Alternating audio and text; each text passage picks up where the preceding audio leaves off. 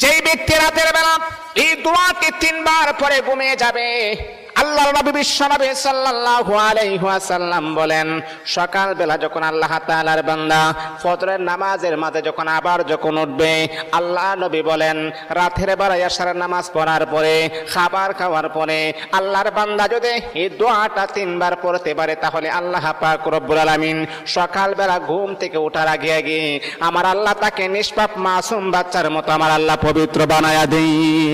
দোয়াটা সবাই আমরা জানি, আমরা সবাই কিন্তু দোয়াটা জানি, কিন্তু আমরা আমল করি না। দোয়াটা হলো আস্তাগফিরুল্লাহাল্লাযী লা ইলাহা ইল্লা হুয়াল হাইয়ুল কাইয়্যুম ওয়া আতুবু ইলাইহি লা হাওলা ওয়ালা কুওয়াতা ইল্লা বিল্লাহিল আলিয়্যিল আযীম। 3 বার যদি আপনি পড়তে পারি, ইনশাআল্লাহ আল্লাহ পাক রব্বুল আলামিন আমার আপনার জীবনের সমস্ত গুনাহগুলোকে আমার আল্লাহ ক্ষমা করে দিবেন।